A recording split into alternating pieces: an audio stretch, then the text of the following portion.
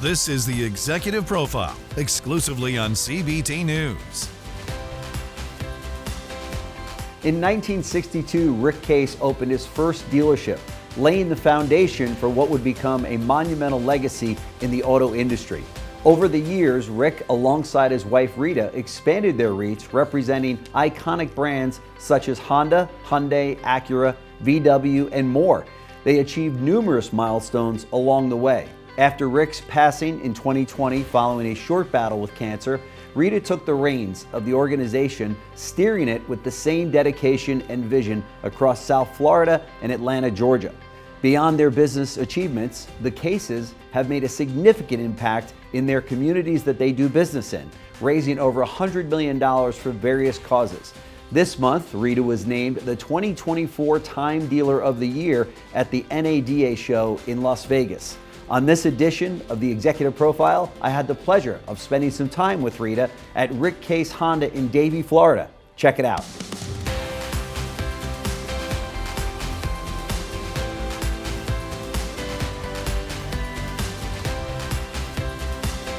Rita Case, thank you so much for allowing CBT News to come in here. So many people in the industry want to learn about your story. A lot of them already know about your story, but it's so inspiring for so many people.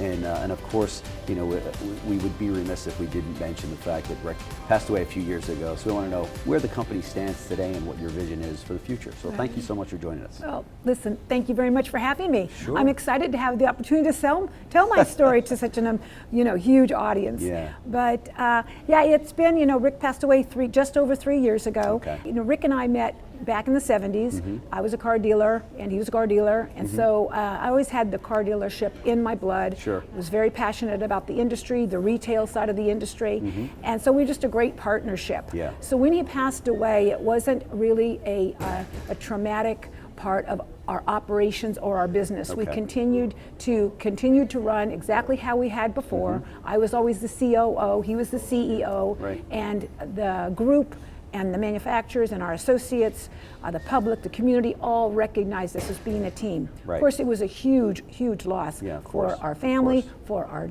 dealership group, Sure. and for the community. But Sure. we're plugging right along, we're doing Sure. great, and everybody, got behind me, That's of great. course. Yeah. And we're Yes.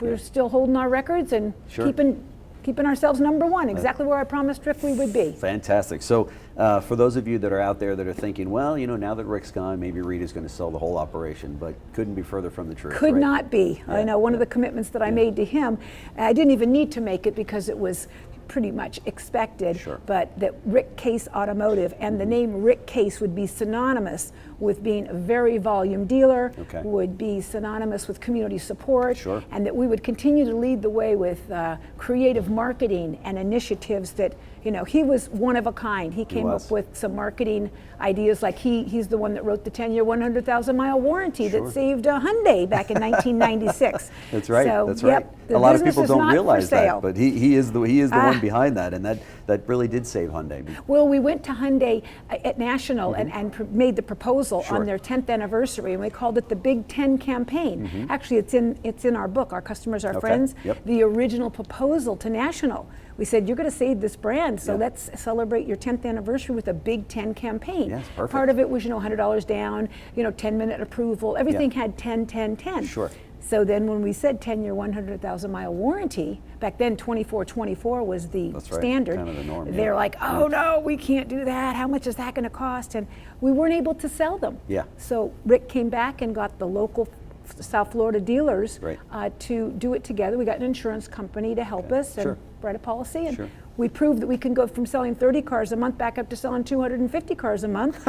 And they said, Wow. whoa. Yeah. So when the Sonata came out in 98, they said, hey, we'll adopt it. And history has shown that it worked. That's fantastic. Wow. However, I think most people know the name Rita Case. It's synonymous with really Honda, right? I mean, that's how you guys got your start. Yeah. You're the largest Honda dealer out there. Talk to us about that. Yeah. Well, my father's the first Honda dealer in the United States. Oh my gosh. Yeah, he's Wow. dealer number one. That's pretty cool. And so back in 1959, when Honda came with the motorcycles, my dad got the franchise. He was Okay. a car mechanic with a independent car shop. My Wow. mother and my dad had an independent foreign car garage for like MGs and Austin Healey's and things like that. So Honda came to town in Santa Rosa, California, peddling the franchise for the little nifty thrifty Honda 50. Sure. Who can forget it? Yeah. Yeah. So my dad says, "Well, I'll put those out front and maybe Sure. sell a few. My mom could sell those." Yeah. So Was your mom in the business as well? Yes, You think exactly. that's where you get it from? That you're, this driving force no behind? question, Yeah. my mom was my mentor. She's my hero, Okay. and she's the one that said, against everyone else saying a woman should not be a car dealer, she was like, "Rita, if this is what you want to do, I'm behind you 100%. I was the first person to sell a Honda car because you could not sell those cars. You might have been then. You sold the first Honda in the U.S. In the U.S., Yeah. yeah. So that's my start with Honda, and I stayed with my dad, and I stayed with it. And then, of course, Rick, he started selling used cars in 1962, and so he had a Okay. used car lot, and he heard Honda was coming out with a car, and he said, "Boy, I want to be a new car dealer." So he got the motorcycles. Wow. And he became the largest volume motorcycle dealer in the world for Honda before the car came out. So from 62 to 68. And Incredible. then, Yeah. Yeah. He So- had a thing for being the largest volume, whatever. whether it was, he introduced Right? color TVs, Yeah, wow. snow blowers. Sure. It didn't matter. Yeah. If he thought he could sell something and be number one, that was his goal. Yeah, that's Yeah. great. That's great. In building the company along the way, did you ever say to him, "Hey, maybe enough is enough. Maybe the group's big enough. Maybe we're selling enough cars. Let's just take a little rest here and enjoy life." Well, you know what? I don't think there would have ever been time for that conversation, because before we even finished hitting the number one goal of Sure. which we were trending towards, he had another one Wow. on the proper on Yeah. on the Yeah. on the plate. Yeah, that's no, something. up Isn't that until something? his last breath, he was. Wow. His goal was to be number one at anything, whether it was raising the most money for the Boys and Girls Club or American Heart, or whether it was building the biggest, affordable housing project for Habitat for Humanity. My gosh, wow. Or selling. We hold the record for the most Hondas ever sold in 1 month. Oh my gosh. 1,222. We hold the record for the most Acuras ever sold in 1 month. Oh my gosh. The most Honda motorcycles ever sold. He was about breaking Sure. records. Sure. I bet it wasn't easy to be one of his kids, because where are you going with that, right? You better get straight A's in school. And Yeah, he was a great father. Yeah. He was a great father. Absolutely. But his heart was in building, Yeah. in building Sure. and breaking records. Sure. So let's and of course you were right by his side the whole time. When we did research on this, the more that the producers would say, the more we're learning about this, it's as much of an American success story as it is a love story. Yeah, Right? absolutely. Yeah, we when we met, how we met was I went to, after I graduated from college, and I went back and I told my dad, "You got to retire because no one's going to listen to me. I've been the DD." That's dealer's daughter. I've been the DD all these years, sure. and until you leave this dealership, Sure. Honda of Santa Rosa, people aren't going to listen to me, Dad. So Right. you got to retire, and Right. you got to give me a chance Right. to run this thing. And he agreed, and so I went to NADA, Okay. and I said, "We need a Honda 20 group." So I was able to convince them that I could get 20 dealers, or at least 18 dealers, to sign up around the country. And Rita Case from Cleveland, he signed up, and of course I signed up. Ray Manganest, who's a history-making sure. Honda dealer, he Yep. signed up. So great car dealers signed up, and Yeah. we ended up starting this 20 group, and that's where I met Rick. That is incredible. Yeah, What a and story. he was single, I Right. was single, and everybody else was married, like those 20 groups are, Right. and their vacation spots. So it was even the auto industry that dictated your personal life as well, right? Yeah. That's So amazing. that's where we met, and That's fate. we just were so passionate about learning. He was already a very successful entrepreneur and marketer. Okay. I was still learning to do that because I was a small town. He was Sure. in a big town. Okay. I was in a little small town, Santa Rosa. Sure. And so I was just so intrigued about learning from him. He was intrigued about my enthusiasm. Right. And 3 years later, we ended up getting Great. together. Wow. So there's going to be a lot of people out there that want to know, what is the key, would you say, to couples successfully working together? What I mean successfully, not just in the business, but also on the personal side. In all of these years, Rick and I working together at such an intense level in a very competitive business, the keys to our very successful relationship was mutual respect. Number one, we didn't cross over. I didn't cross over into marketing. I didn't dictate his marketing budget, and he didn't tell me what to do in my area.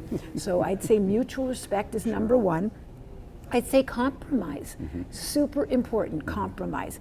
And when we really had a disagreement on something, we would put a list together. I would write down why I thought, he'd write down what he thought, and we'd try to sell each other. It was like a sales, you know. Of course. And if it was a draw, it was always to Rick. I always said he deserved the right to go forward with it, because I knew that whatever happened, he would make it successful. So I'd have to say communication, compromise, and mutual respect are key. No question. And then staying in one another's lane. I guess that falls under respect, right? And don't ever say I told you so. You all grew in South Florida and in Atlanta and in Ohio very, very quickly over the last 20, 30, 40 years of business. What do the growth plans look like now for the company? Well, right now I'm very happy with where we're at. My goal is to keep our 14 dealerships, and plus we have 4 Genesis dealerships that we have not completed that project. So that would be 4 more independent stores. Because right now our Genesis and our Hyundai stores are combined. So that's my initial plan for growth, would be just to separate my Genesis stores into independent locations. I want to get those awards for excellence. I want to be known for being an excellent dealer, and I want to be known for being a volume excellent dealer. We're the most awarded Honda dealer in the history of American Honda by winning the by being a high volume dealer. Like we were 3rd last year, and we're shooting for number 1. We always shoot for number 1, but we were 3rd last year with American Honda for the year, and we, as a high volume dealer, it's difficult to win the President's Award, and we've won that 16 years in a row. Which I think is just really outstanding job. Oh my gosh, no question about it. And now you've got the 2nd generation of Cases in the business with Raquel and Ryan. Talk to us about that. What's that like, and what's your vision for them taking over? Well, you have to love this business. You can't force your siblings to, or your children to take over something like this. So right now they've been involved in the business. Our son this is 18 years, he's been involved in it, and our daughter's 16. Our daughter's 40 and our son is 42, great kids. But they have to make their way. They're both in the business, but to say that I can say right now that my succession plan is that they're going to run what we have built and what we're operating today would be hard to say. I still feel like I've got a lot of years left. Of course. And I want to believe that. Rick died very young, and I'm hoping that I can be. My mom just turned 91, so she still goes to her Honda of Santa Rosa every day and opens the mail. So the number 1 dealer in the country is still open and owned by my mom. So she owns a Honda dealership today. She owns the Honda, the number 1. The number 1. She's still running that today. Well, my younger brother came in after I met Rick and married Rick. And my younger brother came in to work under. My parents came out of retirement, of course. And so my parents, brought my younger brother up. Isn't so that he's the something? dealer. My younger brother is the dealer. But my mother still drives to the dealership every day and opens the mail and that'll be you, that. right? I mean, that'll coming to visit the kids as they're running the store, and this is where my family is. My customers are my family. My associates are my family. The manufacturers are my family. It's like coming home every day, right? Why would I want to? But no, I'm hoping that our children will enjoy the business, and that at some size that they will keep Rick's legacy. That is my goal. Is that Rick's legacy will continue and continue to be a family-owned and operated dealership group. We may be the last lady standing because of the buy-sells that are coming out, but that's our goal. That's my goal. You mentioned the last lady. Let me, you're uniquely qualified to answer this question for sure, and that is, this is an industry that typically attracts males into it. It's hard to get a female to come in to retail automotive. And Talk to us about that. What do you think the industry needs to do at the retail level to attract more Rita Cases that want to come in and see how great this industry is? Oh, it is the funnest business ever. Right. Who doesn't want to talk about cars? Right. What's the first toy? Well, not enough women, I guess. Yeah, but, what's the first toy that people play with is the car. cars. That's right. What's the 95-year-old guy do? He goes to the car show to look at the old cars. Right. So I feel that with my experience and having really dedicated time to recruiting women and understanding why we can't get women into the retail car business. Right. And I just think it's inherently a few traits. Now, I'm sensitive about talking about this because I don't want anybody to think I'm profiling women, because I'm not. I'm talking about my personal experience in taking women and bringing them in, qualified women, into this industry. Number one, it's inherently women prefer not to negotiate. Right. The guy goes to buy a refrigerator with his wife goes, I want that one over in the corner. Right. I'm going to go look at the shoes, honey, because he wants to negotiate, Sure. and she doesn't want to be in the scene at all. Right. She's uncomfortable with Sure. that. Doesn't want confrontation of any kind. And negotiating is part of being a car dealer, a retail car dealer. Number two, I feel like it's a business that still is unable to control the hours. You walk in to buy a car at 15 minutes to 9, we close at 9. She has her girlfriend's birthday party, she's got the bridal shower, she's got appointments. Sure. She wants to go on. Most women want to go on with their schedule. And the third, which I say, I'm just speaking from experience, is that women prefer to know what they're going to make. The fact that they are on commission, 100% commission, and that's management too. Sure. Our company pays 100% commission. No one's on a salary. And so that's the way that I've been able to grow Rick and I've been able to grow the company, get motivated people that are willing to work on commission. And that is inherently not a comfortable situation that I have found in women. They want to know, what am I going to make? Give me what I'm going to make, and then kickers above it if I do better. And that's just not the way that we compensate to get the maximum performance in our industry. Sure. How is it getting just anybody, men or women, getting them into the business or into the company, into Rita Case? Has it been tough?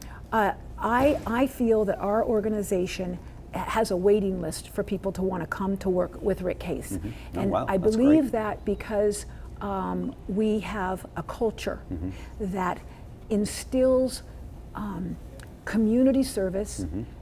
We're very honest company. I always say we're fair, firm, and friendly.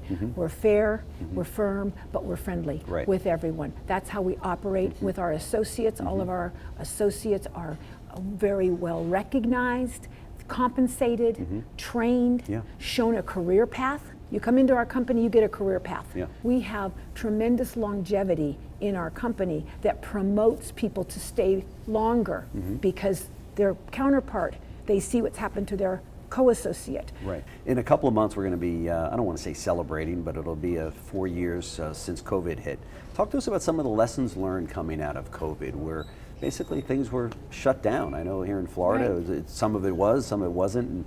But talk to us about that. It must have been tough times for the company during that time. Well, actually, we're in Georgia as well. We're in Atlanta, Georgia, with 5 dealerships up there, and then we have the dealerships down here. Both Georgia and Florida were considered an essential. The automobile dealership, including the showroom, was considered an essential business, which we, with strong dealer body down here and in Atlanta, we lobbied the governor immediately to make not just the service essential like some states, but the sales as well. So we were able to win that battle. And it was only like 3 months, and then people, the car companies came out with amazing incentives. It was a deal you couldn't refuse. We had people out front signing the paperwork on the hoods of their car because they didn't want to come in because of COVID. They were still so we were delivering cars out in the parking lot because they didn't want to come in. But the deals were so great that the business just went, for us, just kept right on going. In terms of the digital retailing, everybody in the business got excited about it when COVID hit and said, oh, we can deliver these cars to home, and that's going to be the future of retail automotive in the new car sector. What do you think about that today, as you sit here today? Do you think that that's the future of our industry? I honestly don't. Okay. You know, if it was ever going to really show a future trend, we would have seen it in COVID. Okay. But we didn't. The people, even though we could take the car to them, even though we did have all the technology to do it, they still wanted to come in and see the car. Yeah. They still wanted to see it. Sure. And I don't see that changing much anytime soon. Okay. I feel that if a customer says, I'll take the car, bring it to my house, bring me the paperwork, I know what I want this, you know, gray Civic right here. They don't want to say no once the car gets there. Right. So in their minds, they're like, I really want to go to the dealership to where I can say, no, that wasn't the color I thought it was going to be. I thought the interior. They don't want to have the salesperson come with all that paperwork, because they've built a relationship online with the salesperson. They're friends. And That's right. you know, people don't buy from cars from people they don't like. That's right. So they like the guy or the gal. Yeah. And they don't want to say no. So they say, I got to go to the dealership. What if I don't want that car? Right, right. So I still believe we have a lot of runway left for the brick and mortar showrooms. Absolutely. I don't think good. people are going to be buying cars from home. I really don't. Sure. They might be doing more of the process, though, right? The sales process in terms of credit apps and trade allowances and things like that. But they really want to use the showroom for affirmation and confirmation. Yeah, well, we believe, we know from the statistics from the surveys, from the customer surveys, that, you know, one of the biggest aggravations is how long it takes to buy the car. Right. So I came up with 90 minutes or less, so your first payment's on us. Nice. So Great what it was idea. basically saying is, you know, we will deliver your car to you, and you'll get your keys and drive away 90 minutes or less. I love it. It's a great idea. So we and by started. the way, Rita came up with that, not Rick. Yeah, that's right. I wanted to show that I could that? think of something too. You know, I'm people sure there's thought, a lot oh my more in God, there. So I said, so what we did is we came up with a green check. So you had to go online, and you had to do enough work online to get a certificate that had a big green check. Which would allow the consumer then to get out of here in 90 minutes or less. Right, because we knew that, number one, we had the car that they wanted. We'd already negotiated the price. He'd already decided on the aftermarket stuff he wanted. That's great. The car was ready to go. It was gassed, it was cleaned, and all he was doing was coming in, signing up, because there's still wet signatures even here in you know, there's still documents for title, the trade, and all of that. So that's how we did it. Yeah, you're a large volume Hyundai dealer, and Hyundai and Amazon came out recently and said, hey, we're going to build a partnership here. Not with a lot of details, maybe you know some more than the rest of us, but what is your take on that? What was the first thing? It's just a lead service. Okay. You know, the franchise laws doesn't allow Amazon to sell cars. Yeah. So it's like a true car, it's a lead service. Yeah. So a customer will go on, they'll be able to pick the dealership, they'll be able to pick the price, we load in the price, the agreed upon price. They're not dictating what price we're going to sell the car at. We're the ones that say that we'll sell it to you for that price. And if they don't like our price, they can go to another dealer that's on that has been approved and has signed up with the Amazon lead service for Hyundai. Amazon's not going to deliver the car. The customer is still going to do business with the franchised dealer.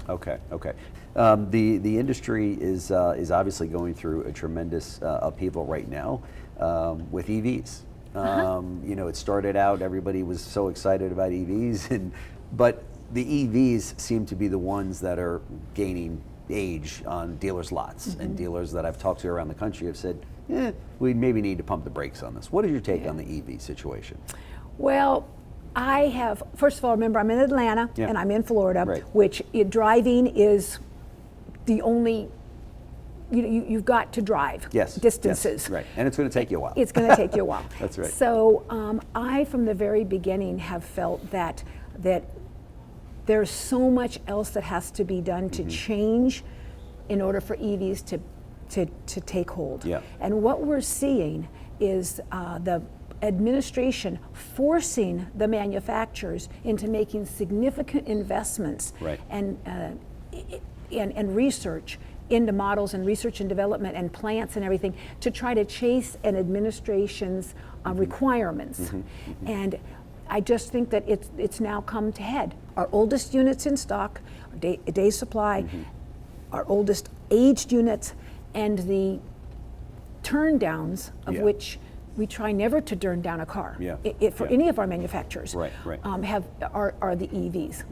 Affordability is such a factor out there, right, among OEMs as well as dealers, with the average price of a new car being almost $50,000. Yeah. Is that a concern of yours moving Well, forward? you know, people aren't going to give up their car. Yeah. Nobody's going to be walking anytime soon. Right. So, you know, the consumer's going to have to find a way Yeah. that they can afford a car. Yeah.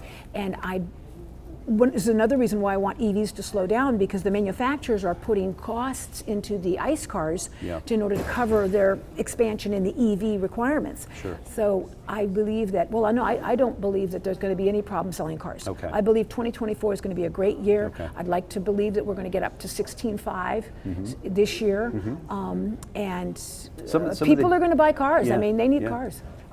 There was a study, I should say a column, that was written by an economist a couple of years back, and he predicted, he said, you know, in the next 20 years, the auto industry, we will see about 80% of the dealerships out there owned by about 20% of the large groups, because they're zapping up everything, Lithia and AutoNation and Asbury and Sonic and others. Yes. What's your take on that? Do you think that the future of the smaller dealer groups, it's okay?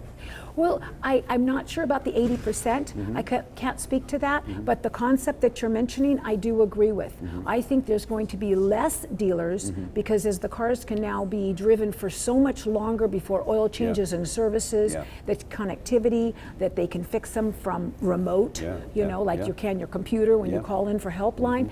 I believe we're going to need a lot less dealers in these rural areas. So I think there'll be a concentration of dealers in the more bigger areas, and I do believe that we have proven, we meaning the industry, has proven to the hedge fund managers and the investment firms that this is a good industry to invest in, which really is quite new. That is like a 15, 20-year concept that Michael Dell would get into, or that Berkshire Hathaway or would get into the car business. That's right. So they're all saying, hey, this car dealership, the retail car dealer, model, they make more money than all these other stock companies as far as a percentage of sales to gross and net and all. So they're investing in it. Right. So that's going to improve the buyouts, I think. I also think that the succession planning is, there's a lot of dealers in the country that are of the age that they don't see a succession plan with their children possibly, and they're like, this is the time to get out. I'm never going to get more money than I am right now. So this is going to be, I believe, a huge year this year and next year for buy sells, because people are thinking, oh my God, it's going to drop. I better grab it now. And the manufacturers are going to be closing points where they don't need them, because it's expensive for the manufacturer to maintain a point in a town that has 30,000 people. So it's good for the industry. I do agree with you. I do agree with you. But I do good. still think that there'll be family-owned businesses like myself that are in major markets because we do provide an alternative. Yeah, for sure. Rick was known, as you mentioned, as such a marketer. I mean, other dealers, tipped their hat to him, and it was just, wow, this guy knows how to sell cars. That's for sure.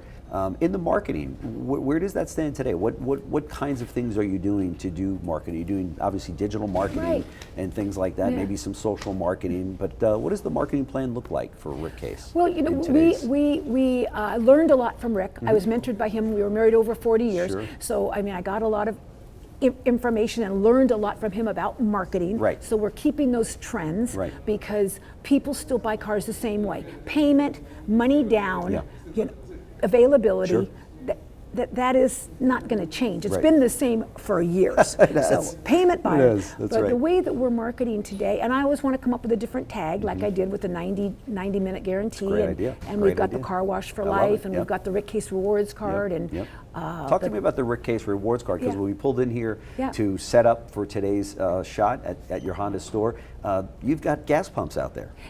Talk to me about that. You don't normally see that at a dealership. Well, over 20 years ago, when the frequent flyer miles came out. You know, Rick goes, you know, we should come up with a way that we can get points for our Rick Case customers, because we have, you know, the different franchises here in town, and you can buy cars and get points and service. So we came up with the Rick Case Rewards card, and with that card, we built a gas station, so you can use that card. It's not a credit card. You do not make payments. It's not. It's an activation card.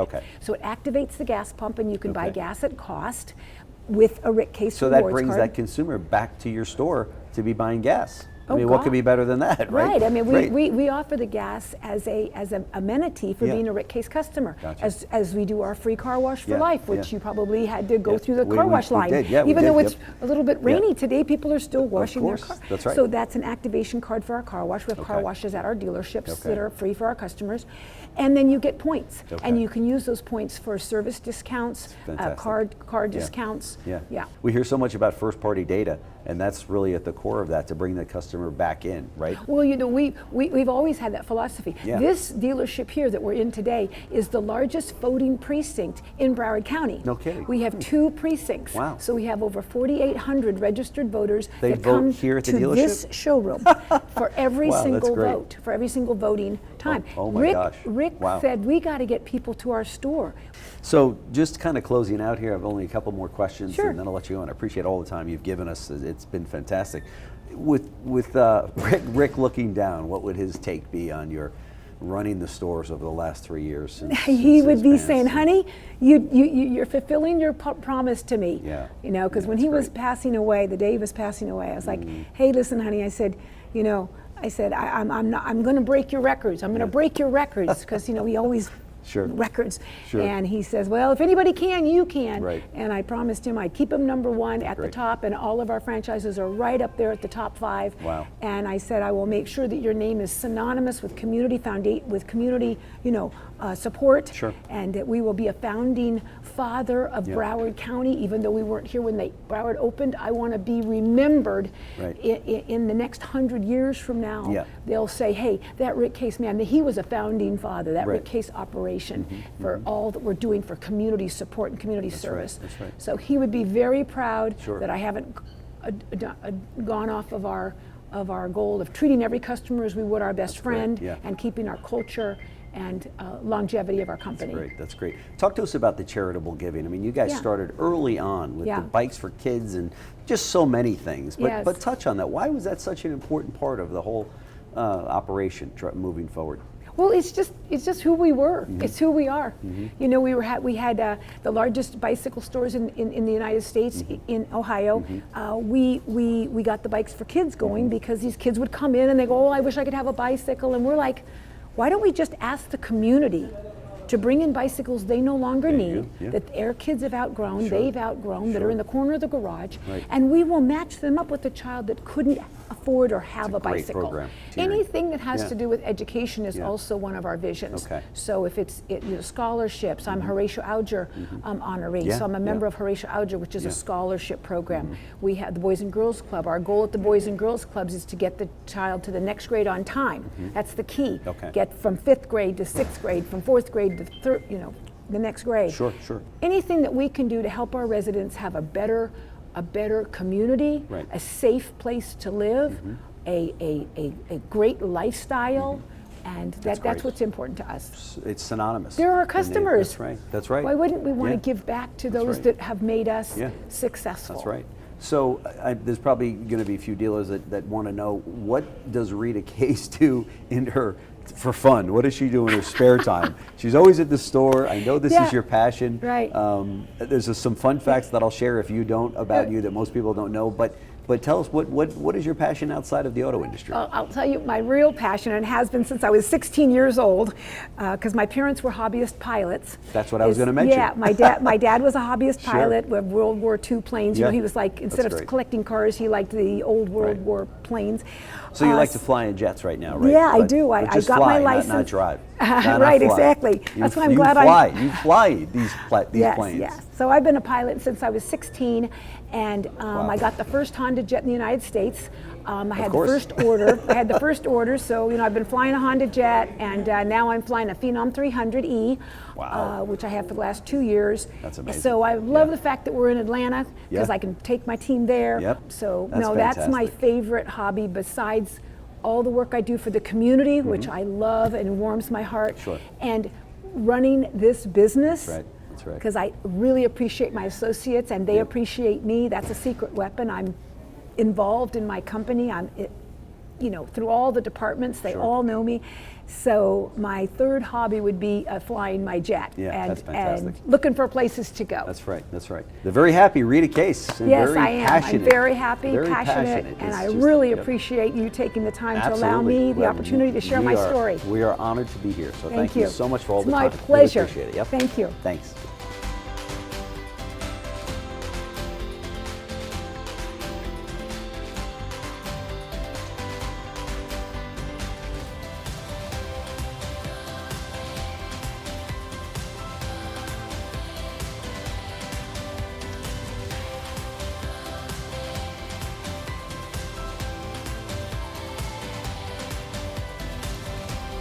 Thanks for watching The Executive Profile, exclusively on CBT News.